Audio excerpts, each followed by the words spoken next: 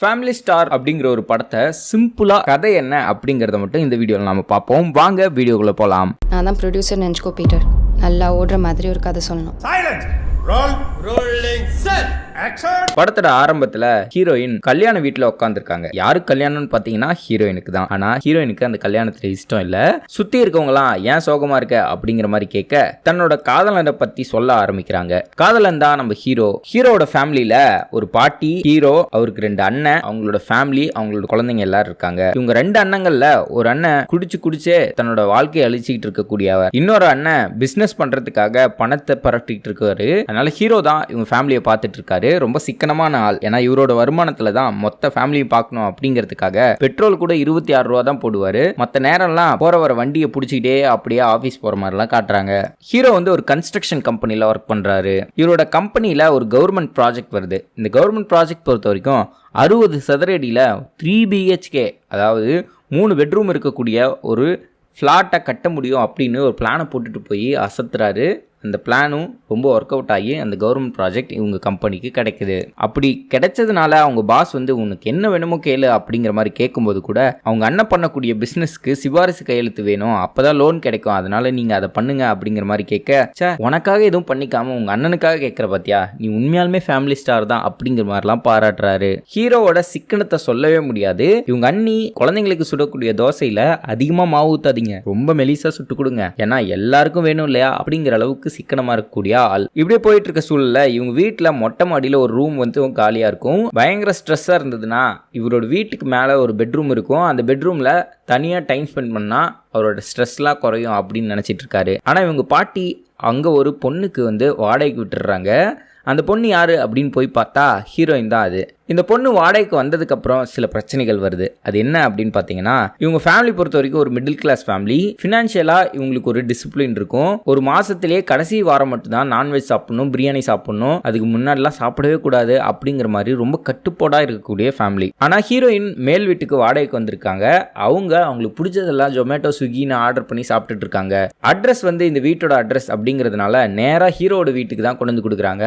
எங்களுக்கு வந்தது இல்ல, மேல் வீட்டில் வந்தது அப்படின்னு சொன்னாலும் பிரியாணி, ஐஸ்கிரீம் இதெல்லாம் வர்றதை பார்க்கும்போது ஹீரோவோட அண்ணன் பசங்க எல்லாருமே வந்து எங்களுக்கும் பிரியாணி தான் வேணும், நீங்க செய்யற சாப்பாடுலாம் சாப்பிட மாட்டேன்னு அடம்பிடிக்க ஆரம்பிக்கிறாங்க. என்னடா இது புது பிரச்சனையா இருக்கு அப்படின்னு சொல்லிட்டு ஹீரோயின்ட்ட போய், இங்க பாருங்க, நீங்கள் ஆர்டர் பண்ணிலாம் எதுவும் சாப்பிடாதீங்க, உங்களுக்கு வேணும்னா நீங்கள் சமைச்சு சாப்பிடுங்க, இல்லைனா வெளியே போய் சாப்பிட்டு வந்துருங்க, இது எங்கள் ஃபேமிலியை ரொம்ப பாதிக்குது அப்படிங்கிற மாதிரி சொல்ல, அப்படின்னா உங்கள் பசங்க எல்லாருக்கும் என்ன வேணும்னு சொல்லுங்க, நானே ஆர்டர் பண்ணுறேன் அப்படிங்கிற மாதிரி சொல்ல ஹீரோக்கு கொஞ்சம் ஈகோ இடிக்குது. என்ன நீங்கள் பிச்சையாக போடுறீங்க, எங்களுக்குன்னு ஒரு ஃபினான்ஷியல் டிசிப்ளின் இருக்கு, எப்போ எதை பண்ணணுமோ அதுதான் பண்ணுவோம், பண்ண முடியாமல் இல்லை அப்படிங்கிற மாதிரி பேசுகிறாரு. என்னதான் இந்த மாதிரி சண்டையெல்லாம் போட்டுட்டு இருந்தாலும் ஹீரோவுக்கு இந்த ஹீரோயினை பார்த்த டைம்ல இருந்தே அவங்க மேலே ஒரு ஆர்வம் இருக்கு. அதுக்கு தகுந்த மாதிரி ஹீரோயினும் பேர் சொல்லி கூப்பிடாம அவங்க கரெக்டா கிளம்பும் போதெல்லாம் என்னங்க அப்படின்னு கூப்பிட்டு ஏதோ கல்யாணம் பண்ணிக்க போறவரை கூப்பிடுற மாதிரியே பேசுறதுனால ஹீரோவுக்கு ரொம்பவே ஆசை இருக்கு. அந்த பக்கம் ஹீரோவோட அண்ணனும் மறுபடியும் குடிச்சிட்டு வீட்டுக்கு வரான். உன்னோட பிரச்சனை தான் என்ன, எதுக்காக குடிச்சிட்டு வந்துட்டு இருக்க, என் மேலே ஏதாவது கோவம் இருந்தால் அடிச்சிரு அப்படிங்கிற மாதிரி சொல்றாங்க. அவங்க அண்ணனும் கொஞ்சம் கூட யோசிக்காம ஹீரோவை பலார்னு ஓங்கி அரைஞ்சிடறான். இதெல்லாம் பார்த்துட்டு இருக்க ஹீரோயின் அந்த வீட்டில் இருக்க பாட்டி கிட்ட இவங்க 2 பேத்துக்குள்ள என்ன பிரச்சனை அப்படிங்கிற மாதிரி கேட்க, அன்னைக்கு ஒரு நாள் ஹீரோவோட அண்ணன் இன்டர்வியூ போயிட்டு வீட்டுக்கு வர்றாரு. அவங்க மனைவி கிட்ட இன்டர்வியூ என்ன ஆச்சு அப்படிங்கிறத பத்தி சொல்ல ஆரம்பிக்கிறாரு. இந்த இன்டர்வியூல நான் தோத்து போயிட்டேன், எப்படியும் அடுத்த வருஷம் தான் அப்படிங்கிற மாதிரி சொல்ல, இதை கேட்டுட்டு இருந்த ஹீரோவுக்கு பயங்கர கோவம் வருது. தனியால இந்த குடும்பத்தை நான் பார்த்துட்டு இருக்கேன், அடுத்த வருஷம் அவ்வளோ சாதாரணமா சொல்ற அப்படிங்கிற மாதிரி சொல்லிட்டு இருக்கும்போது அவங்க வீட்டுல எல்லாருமே இருக்காங்க, ரிலேட்டிவ்ஸ்லாம் வந்திருக்காங்க. இதெல்லாம் பார்த்துட்டு இருக்க ஹீரோவோட அண்ணனுக்கு பயங்கர இன்சல்ட் ஆயிடுது. அன்னையில இருந்து தான் மன உளைச்சல்ல ஹீரோவோட அண்ணன் ரொம்ப குடிக்க ஆரம்பிச்சிருக்காரு. அது மட்டும் இல்லாம குடும்பத்துக்கு கொஞ்சம் கடன் இருக்கும், இந்த கடனையும் ஹீரோ தான் அடைச்சிட்டு இருப்பாரு. இதை கேட்ட ஹீரோயின் ஹீரோ கிட்ட வந்து பணத்தை கொஞ்சம் கொடுத்து நான் உன்னை பாத்துக்கிறதுக்கு நான் இருக்கேன் அப்படிங்கிற மாதிரிலாம் சொல்ல, ஓ இவ நம்மள லவ் பண்றா போல அப்படின்னு சொல்லிட்டு 2 பேத்துக்குள்ளேயும் ஒரு நல்ல ரொமான்ஸான ரிலேஷன்ஷிப் உருவாக ஆரம்பிக்குது. இப்படி நல்லா போயிட்டு இருக்க சூழல்ல தான் ஹீரோவுக்கு ஹீரோயினோட ஒரு புக்கு கிடைக்குது. ஒரு ஸ்டடி மெட்டீரியல் மாதிரி ஒரு ஸ்பைரல் பைண்டிங் கிடைக்குது. இந்த ஸ்பைரல் பைண்டிங் என்ன அப்படின்னு பார்க்க போனா ஹீரோயின் படிக்கிற காலேஜோட ஃபைனல் இயர் ப்ராஜெக்ட், ஒரு மிடில் கிளாஸ் ஃபேமிலியை பத்தி எழுதக்கூடிய ஒரு ப்ராஜெக்ட். இந்த ப்ராஜெக்டுக்காக தான் ஹீரோயின் இங்க வந்து தங்கி இருந்து ஹீரோ கூட பழகுற மாதிரி இருந்து இவங்க ஃபேமிலியை ஸ்டடி பண்றாங்க அப்படிங்கிறது தெரிய வருது. இதுல முக்கியமான விஷயம் என்ன அப்படின்னா, இவங்க ஃபேமிலியை பத்தி அவங்க நிறைய விஷயங்கள் எழுதியிருக்காங்க. அதுல ஹீரோவை ரொம்ப டவுன் கிரேட் பண்ற மாதிரி நிறைய விஷயங்கள் இருக்கு. அதாவது ஹீரோ ஒரு பழைய மொபைல் தான் வச்சிருக்காரு, இவங்க ஃபேமிலிக்காக ரொம்ப சிக்கனமா இருக்கக்கூடிய ஆள், ரொம்ப வருஷமா பழைய பைக் வச்சு ஓட்டிட்டு இருக்காரு, கிடைக்கிறத சாப்பிடுவாங்க, இவங்களுக்கு ஒண்ணுமே இல்ல அப்படிங்கிற மாதிரிலாம் ஒரு மிடில் கிளாஸை பத்தி ரொம்ப சர்வ சாதாரணமா இலக்காரமா பாக்குற மாதிரி அந்த ஆர்டிகல் ஃபுல்லா இருக்கு. அதுல முக்கியமா இவங்க ஃபேமிலியை பத்தி எழுதுனது ஹீரோக்கு சுத்தமா பிடிக்கல. இந்த ஸ்பைரல் பைண்டிங் எடுத்துட்டு போய் ஹீரோயினோட காலேஜுக்கே போய் டைரக்டா போய் சண்டை போடுறாரு ஹீரோ. இதுக்கப்புறம் ஹீரோவுக்கு ஹீரோயினுக்கும் ஒட்டவே ஒட்டாது, ரெண்டு பேரும் சண்டை போட ஆரம்பிச்சிருவாங்க. ஹீரோ பொறுத்த வரைக்கும் இந்த சீனுக்கு அப்புறம் என்ன பண்ணுவாரு அப்படின்னா, ஒரு பெரிய கன்ஸ்ட்ரக்ஷன் கம்பெனில இவருக்கு வேலை கிடைக்கும், அதுலயும் யூஎஸ் போலாம் அப்படிங்கிற அளவுக்கு ஆப்பர்ச்சுனிட்டி கொடுக்கக்கூடிய ஒரு கம்பெனி. ஃபேமிலி விட்டு போகக்கூடாது, சென்னை விட்டு போகக்கூடாது அப்படிங்கிறதுக்காகவே அதை நிராகரிச்சிருப்பாரு. இப்போ ஹீரோயின் இந்த மாதிரி ஒரு ரிப்போர்ட் எழுதி இவங்க ஃபேமிலியே ரொம்ப அவமானப்படுத்திட்டாங்க அப்படிங்கிறதுக்காக நான் எவ்வளோ பெரிய ஆள் அப்படிங்கிறத காட்டுறேன் அப்படிங்கிறதுக்காகவே அந்த வேலையை வந்து திரும்ப வாங்குறதுக்காக அந்த கம்பெனிக்கு போய் கையில காலில் விழுந்து எப்படியாவது இந்த வேலையை எனக்கு தாங்க அப்படிங்கிற மாதிரி கேட்கிறாரு. அந்த ஓனரும் நீ ஒரு டேலண்டடான ஆள் அப்படிங்கிறதுக்காக தான் அந்த வேலையை உனக்கு கொடுத்தேன், ஆனா நீ அதை துச்சமா வதிச்சு போயிட்டு இன்னைக்கு வந்து கேட்கறிய அப்படிங்கிற மாதிரி கேட்க, இன்னைக்கு எனக்கு ரொம்ப தேவைப்படுது சார், கண்டிப்பா நீங்க கொடுக்கணும் அப்படிங்கிற மாதிரி கேட்டு அந்த வேலையும் வாங்கிடுறாரு. அந்த ஓனர் கிட்ட இவர் ஒரு ரெக்வஸ்ட் வைக்கிறாரு, 2 வருஷம் சேலரியை எனக்கு அட்வான்ஸா கொடுங்க, நான் எப்படியாவது உங்களுக்கு வட்டியும் முதலுமா திருப்பி கொடுத்துறேன் அப்படிங்கிற மாதிரி கேட்கிறாரு. அந்த ஓனரும் அதுக்கு ஒத்துக்கிறாரு. கிட்டத்தட்ட 1 கோடி ரூபாய் பணத்தை வந்து அட்வான்ஸா கொடுத்துறாரு அந்த ஓனர். பெரிய பணக்காரர் அந்த ஓனர். பெரிய பெரிய கன்ஸ்ட்ரக்ஷன் ஏஜென்சிலாம் ஃபாரின்ல போய் கன்ஸ்ட்ரக்ஷன் பண்ணி கொடுக்குற அளவுக்கு பெரிய ஏஜென்சி. அதுல வேலை அப்படின்னா 2 வருஷம் சேலரி 1 கோடி ரூபாய். அப்போ 1 மாசம் சேலரியை பத்தி நினைச்சு பாருங்க. சரி, இந்த 1 கோடி ரூபாய் அட்வான்ஸ் சேலரியை வாங்கிட்டு வந்து ஹீரோ என்ன பண்றாரு அப்படின்னா, ஹீரோயின் இவ்வளவு அவமானப்படுத்திருக்காரு, நீ ஒரு மிடில் கிளாஸ், பழைய போன் வச்சிருக்க, பழைய பைக் வச்சிருக்க, இந்த மாதிரியான விஷயங்களுக்கெல்லாம் ரிவெஞ்ச் எடுக்கிற மாதிரி நான் எவ்வளவு பெரிய ஆள்னு காட்டுறேன் அப்படிங்கிறதுக்காக நேரா ஒரு ஐபோன் வாங்கணும் அப்படிங்கிறதுக்காக ஷோரூம் போய் இவரோட போனை உடைச்சிட்டு ஒரு லிமிடெட் எடிஷன் போனை வந்து வாங்குறாரு. அதுக்கப்புறம் ஒரு பைக் வாங்குறாரு. இது எல்லாத்தையும் வீடியோ கால்ல ஹீரோயின்ட்ட காமிச்சிட்டே இருக்காரு. நீ என்ன கேவலமா பேசினல, நான் எவ்வளவு பெரிய ஆளுன்னு பாத்தியா, நீ நினைக்கிற மாதிரி மிடில் கிளாஸ்னா அவ்வளவு கேவலம் கிடையாது அப்படிங்கிற மாதிரிலாம் சொல்றாரு. 2 அண்ணிங்களுக்கும் 5 லட்சத்துல ஒரு செயின் எல்லாம் வாங்கி கொடுக்குறாரு. அந்த பக்கம் இருக்க ஹீரோயின் இதெல்லாம் பார்த்துட்டு இவனுக்கு என்ன பைத்தியம் பிடிச்சிச்சா, நான் ஒண்ணு பண்ண போக இது இப்படி மாறிடுச்சே அப்படிங்கிற மாதிரி யோசிக்கிறாங்க. இதெல்லாம் போக பழைய ஆபீஸை விட்டுட்டு புது ஆபீஸ்க்கு வந்திருப்பாங்க. 1.5 லட்சம் ஸ்கொயர் ஃபீட்ல இருக்கக்கூடிய இந்த புது ஆபீஸை பாரு அப்படின்னு சொல்லி வீடியோ கால்ல காமிச்சு, இங்க பார் என்னோட லைஃப் ஸ்டைல் எப்படி மாறி இருக்கு அப்படின்னு ஹீரோயினுக்கு அடிக்கடி அப்டேட் கொடுத்துட்டே இருக்காரு. இப்படியே அப்டேட் கொடுத்துட்டே தன்னோட ஆபீஸ்ல வீடியோ கால் பண்ணிட்டு நேரா மேல போறாரு. கூடிய ரூமுக்கெல்லாம் போய் எல்லாத்தையும் காட்டுறாரு. இங்க எப்படி இருக்காங்க பாரு, உன்னோட அழகான பொண்ணுங்கள்லாம் இங்க வேலை செய்யறாங்க அப்படி இப்படின்னு காட்டிட்டு போயிட்டு இருக்காரு. அங்க ஒரு ஷாக் என்ன அப்படின்னா, ஹீரோயினும் அந்த ஆபீஸ்க்குள்ளதான் உட்காந்துருக்காங்க. நீங்க எதிர்பார்த்தது கரெக்ட் தான். ஹீரோயின் இந்த கம்பெனியோட சிஇஓ, அவங்க அப்பா தான் இந்த கம்பெனியோட ஓனர். இதுவே ஹீரோக்கு இப்பதான் தெரிய வருது. இருந்தாலும் இவர் இந்த ஈகோவெல்லாம் விட்டு கொடுக்க கூடாது அப்படிங்கிறதுக்காக பழைய மாதிரியே ஹீரோயின்ட்ட நடந்துக்கிறாங்க. என்ன இருந்தாலும் ஓனரோட பொண்ணையே அடிச்சிருக்கோம், இந்த வேலை போயிடும் அப்படிங்கிற மாதிரிலாம் கவலைப்பட்டுட்டு தன்னோட ஃப்ரெண்டு கிட்ட பேசிட்டு இருக்கும்போது, 2 வருஷ சேலரியா அட்வான்ஸா வேணும் அப்படின்னு சொல்லி வாங்கிட்டு வந்து மொத்தமா செலவு பண்ணி தீத்துட்ட, இப்ப என்ன பண்ண போற அப்படின்னு கேட்க, என்னோட வீட்டை அடமானம் வச்சாச்சு எப்படியாவது திருப்பி கொடுத்துருவேன், மிடில் கிளாஸ்னு என்ன கேவலப்படுத்தின அவ முன்னாடி இந்த கடங்காரனா என்னால வாழ முடியாது அப்படிங்கிற மாதிரிலாம் பேசிட்டு இருக்க, அந்த வீட்டை எத்தனை தாட்டி தாண்டா அடமானம் வைப்ப, ஏற்கனவே அந்த வீடு கடன்ல தாண்டா இருக்கு அப்படிங்கிற மாதிரிலாம் சொல்லிட்டு இருக்கும்போது திடீர்னு ஆபீஸ்ல இருந்து ஒரு கால் வருது.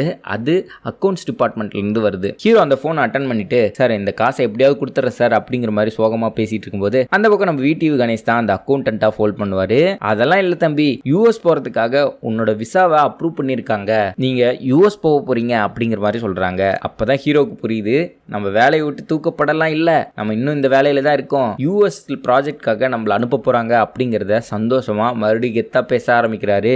யூஎஸ் போறதுக்கு ஹீரோயினும் கூட வராங்க அப்படின்னு அந்த அக்கௌண்டன்ட் சொல்ல, ஐயோ இந்த மாதிரி விஷயத்துக்குலாம் நான் வர முடியாது, ஹீரோயின் வந்தா நான் வரவே மாட்டேன் அப்படிங்கிற மாதிரி சொல்றாங்க. தம்பி ஹீரோயின் தான் இந்த கம்பெனியோட ஓனரே, அவங்க வந்தா நீ வரமாட்டேன்னு சொல்றது உன்னோட வேலைக்கே நீ உழவைக்கிறதுக்கு சமம் அப்படிங்கிற மாதிரி சொல்லி, சரி போலாம் அப்படிங்கிற மாதிரி ஒத்துக்கிறாரு. ஹீரோயினோ ஃபர்ஸ்ட் கிளாஸ் டிக்கெட்லயும் இவர சாதா டிக்கெட்லயும் போடுறான் அப்படிங்கிற மாதிரி முடிவெடுக்க, என்னது ஹீரோயின் ஃபர்ஸ்ட் கிளாஸ் நான் சாதா டிக்கெட்டா, ஐயா இதெல்லாம் என்னால முடியாது அப்படிங்கிற மாதிரி அந்த அக்கௌண்டன்ட்ட பதற ஆரம்பிக்கிறாரு. சரி இப்போ என்ன, 2 பேத்துக்கும் ஃபர்ஸ்ட் கிளாஸ் டிக்கெட்லேயே போடணும் அப்படிதானே, சரி இந்தாங்க ஃபர்ஸ்ட் கிளாஸ் டிக்கெட்லேயே போட்டுறேன் அப்படிங்கிற மாதிரி ஃபர்ஸ்ட் கிளாஸில் உட்காந்துட்டு போகிறாரு. யூஎஸ் போகிற எல்லா சீனுமே ஹீரோ முயற்சி பண்ணுறது ஒரே ஒரு விஷயந்தான். ஹீரோயின் மிடில் கிளாஸை கேவலமாக பேசிட்டாங்க, நான் எந்த விதத்துலையும் குறைஞ்சவன் கிடையாது அப்படிங்கிற மாதிரியான விஷயத்த நிரூபிக்க ட்ரை பண்ணிகிட்டே இருப்பார். இதுக்கு இவர் பண்ணக்கூடிய எல்லா விஷயங்களும் அப்படி தான் இருக்கும். அதே மாதிரி தங்குற இடம் வந்து இவருக்கு ஒரு 1 BHKல சிம்பிளான ஒரு இடமா இருக்கும். ஹீரோயினுக்கு அங்கே ஒரு பெரிய வில்லாவே ஓனாக இருக்கும். ஹீரோயினுக்கு தனக்கு ஒரு குற்ற உணர்ச்சி நடந்திருக்கு, நம்ம இவங்க வீட்டை எட்டி பார்த்து நிறைய விஷயங்கள் எழுதியிருக்கோம், நம்ம மேலே தான் தப்பு அப்படிங்கிற மாதிரியான எண்ணத்தில் இருப்பாங்க. இதனால ஹீரோவுக்கு இதெல்லாம் பிடிக்கும், அதெல்லாம் பிடிக்கும், இதை பார்த்து பார்த்து பண்ணு அப்படிங்கிற மாதிரி ஹீரோவுக்கு ஹீரோயின் ரொம்ப ஹெல்ப் பண்ணிட்டு இருப்பாங்க.